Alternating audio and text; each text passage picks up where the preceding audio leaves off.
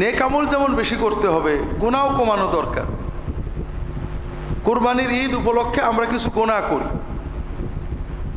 সেটা হলো কোরবানি দেওয়ার পরে ময়লা টয়লাগুলো রাস্তায় ফেলে রেখে আসে, অথবা নিজের জমিতেই, আশেপাশে বাড়ি আছে নিজের জমিতেই ফেলে রাখলাম। এটাতে পরিবেশ দূষিত হয়, অন্য মানুষেরা কষ্ট পায়, রোগ ব্যাধি ছড়ায়, পচনের কারণে আমার পরিবারের কষ্ট হতে পারে, দুর্গন্ধ ছড়ায়, আর এগুলো সবই গুনাহের কাজ। দিনের বড় একটা কাজ হলো মানুষের কষ্ট দূর করা। রাসূলুল্লাহ সাল্লাল্লাহু আলাইহি ওয়াসাল্লাম বলছেন, রাআইতু রাজুলান ইয়াতাকাল্লাবু ফিল জান্নাতি ফি গুসনি শাজারাতিন কাতাআহা মিন তারিখিন নাস, আও কামা ক্বালা সাল্লাল্লাহু আলাইহি ওয়াসাল্লাম। আমি দেখলাম একজন মানুষ জান্নাতে গেছে, আল্লাহ তাকে জান্নাত দিয়েছেন। যে বিশেষ নেক আমলের কারণে আল্লাহ জান্নাত দিয়েছেন সেটা হলো, রাস্তা দিয়ে তিনি যাচ্ছিলেন, দেখেন যে একটা কাটা গাছের ডাল এমনভাবে আছে মানুষের যাতায়াতে, মুসলমানদের না, মানুষের যাতায়াতে কষ্ট হচ্ছে। তিনি গাছের ডালটা সরিয়ে দিলেন, কেটে দূর করে দিলেন, যেন মানুষের চলাচলের কষ্ট না হয়।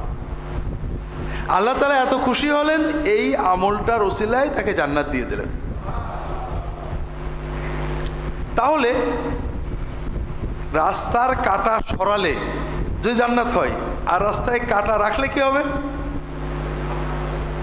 তাহলে বোঝেন, আপনি রাস্তা থেকে কলার চোষা সরিয়ে দিলেন, কাটা ডাল সরিয়ে দিলেন, ইট একটা দেখলেন কেউ কুচা লাগে আঙুল ভাঙতে পারে, সরিয়ে দিলেন, কাটা সরিয়ে দিলেন, দেখলেন রাস্তার পাশে ময়লা দুর্গন্ধ আছে, ফেলে দিলেন, এগুলো সব আপনার জান্নাতের বড় আমল, ভালো কথা।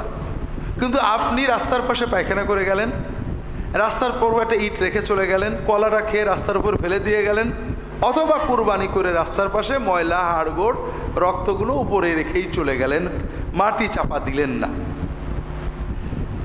এবার কি হবে? আল্লাহ রসুল সাল্লাল্লাহু আলাইহি ওয়াসাল্লামের হাদিসে আসছে, ইত্তাকুল মালাইনা তালাস, তিনটে লানতের কাজ বর্জন করবে। কি কি?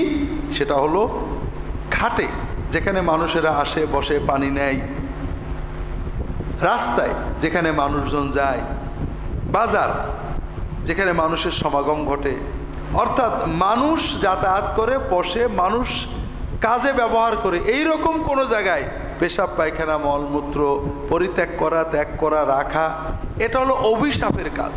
এই কাজটা করলে তোমরা অভিশপ্ত হবে।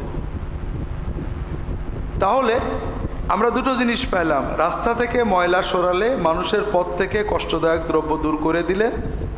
যেমন মনে করেন আপনি রাস্তা দিয়ে যাচ্ছেন, ফেরিতে বাথরুমে গিয়েছেন, দেখেন ময়লা আছে, পানি ঢেলে ধুয়ে দিলেন, এটা হলো আপনার জান্নাতের কাজ। কিন্তু ময়লা করে ধুয়ে আসলেন, এটা কি হবে? আপনারাই বিচার করেন। এটা হলো লানতের কাজ, মানে জাহান্নামের কাজ। তো এই জন্য কোরবানির ঈদ, বিশেষ করে এবারে আর্দ্রতা আছে, হিউমিডিটি আছে, বৃষ্টিও হইতে পারে। আপনারা এই ব্যাপারে সবাই সতর্ক থাকবেন যে কোরবানির ঈদে গরু ছাগল জবাই করার পরে যে যেখানেই করেন না কেন, জবাইটা এমনভাবে করবেন যে রক্ত বর্জ্যগুলো ছড়িয়ে না পড়ে, এবং সকল কিছু শেষ করার পরে বর্জ্যগুলোকে মাটি চাপা দিয়ে দেবেন। মাটির ভিতরে একটু বেশি গর্ত করে চাপা দেবেন, ওটা আস্তে আস্তে মাটি, আল্লাহ তাআলা এই দুনিয়াটা এমন করে বানিয়েছেন যে আমরা সব মাটি থেকে আসছি, মাটিতে মিশে যাই, মাটি সব কিছু পচিয়ে মিশিয়ে ফেলে। এই জন্য এদিকে সবাই খেয়াল রাখবেন যেন আমাদের কুরবানি দ্বারা আমাদের ক্ষতি না হয়। একটা গল্প আজকে আমি কেন্দ্রীয় জামে মসজিদে জুমার সময় এই উপলক্ষে বলছিলাম। আমার এক পরিচিত বন্ধু ছিলেন সৌদি, কিছু ব্যবসা করতেন। একটা ব্যবসা হলো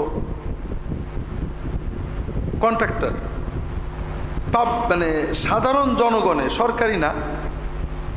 একজন একটা বাড়ি বানাবে, আমরা তো বাড়ি বানালে নিজের বাড়ি নিজে বানাই, তত্ত্বাবধান করি। ও দেশে অধিকাংশ সময় নিজের বাড়ি নিজে না বানায় কন্ট্রাক্টরের দিয়ে দেয়, কারণ লেবার সেট করা, কাজ করানো, অনেক ঝামেলা আছে। তো ওই আমার ওই বন্ধু তিনি এই ব্যক্তিগত কন্ট্রাক্টারি করতেন, কারোর বাড়ি কন্ট্রাক্ট নিতেন, নিজের লেবার দিয়ে কন্ট্রাক্ট করাতেন, এভাবে চলতেন। তা আমাকে একদিন বলছে যে যখন আমি কোনো বাড়ির কন্ট্রাক্ট নিই, অনেক সময় বাড়ির মালিক জিজ্ঞেস করে কোন দেশের লেবার দিয়ে কাজ করাবা।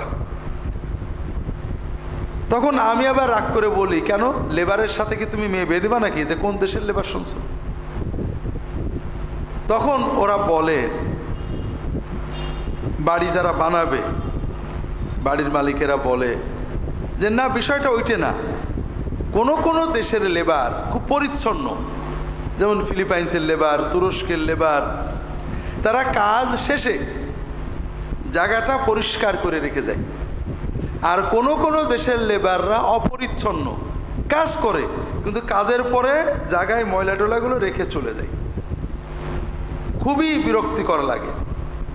আর যারা ময়লা রেখে চলে যায় তাদের ভিতরে প্রথম হলো বাঙালি লেবার। বাঙালিরা কাজ কম করে না, কাজ করে, পরিশ্রম করে, কম পয়সায় কাজ করে, কিন্তু পরিচ্ছন্নতার ব্যাপারে আমরা আগাগোড়ায় অসচেতন। এটা আমাদের দরকার।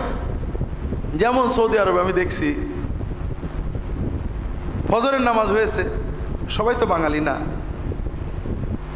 ফজরের নামাজের পরে রাস্তায় বেরিয়ে অনেকেই খক খক করে থুতু ফেলেন, খুঁজে দেখবেন বাঙালি ছাড়া কেউ থুতু ফেলে না।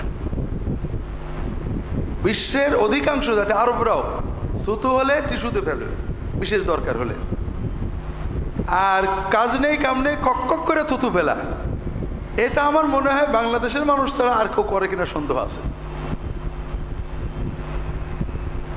যেসব মসজিদে বাঙালি মুসল্লি নেই, বিশেষ করে ফজরের নামাজে অথবা রোজার সময় থুতু ফেলা পাবেন না, আর বাঙালি আছে যেখানে এটা পাবেন। কারণ এটা আমাদের কিছু বিষয় আছে, আমাদের ভালো অনেক জিনিস আছে, পরিচ্ছন্নতার ব্যাপারে, সামাজিকতার ব্যাপারে, বান্দার হকের ব্যাপারে আমরা এখনো অসচেতন। ইউরোপ আমেরিকায় যাবেন, সেখানে একজন যত খারাপ মানুষ হোক মানুষের সামনে সিগারেট খাবে না, কারণ জানে এটা অশোভন কাজ, একটা বেআইনি কাজ। আর আমরা মানুষের ভিতরে খাবো, কেউ রাগ করলে চোখ পাকাবো। বিভিন্ন দেশে বিশ্বের দেখবেন রাস্তায় একটা ট্রাফিক নেই, কিন্তু সিগন্যালে গাড়ি দাঁড়িয়ে আছে, রাত 2টো 3টে 4টে কোনো দিক কোনো গাড়ি নেই, পুলিশ নেই, কিন্তু গাড়ি দাঁড়িয়ে আছে।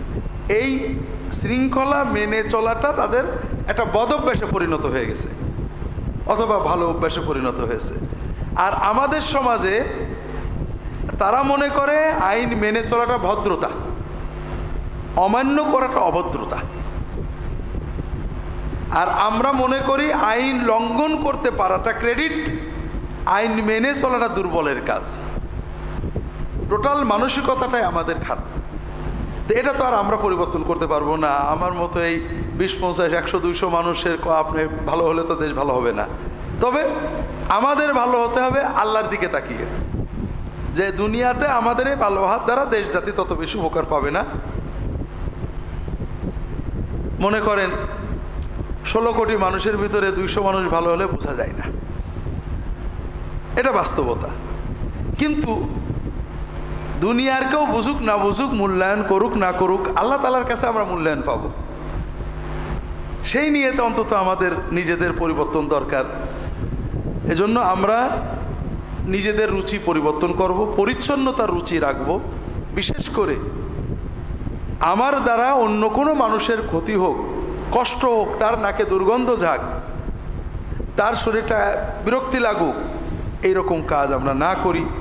কুরবানির ঈদের পশু জবাই করার পরে বর্জ্যগুলো যে যেখানেই কাজ করে নিকলো সুন্দর করে মাটি চাপা দেব, তাহলে আমাদের ইবাদতটা কামেল হবে।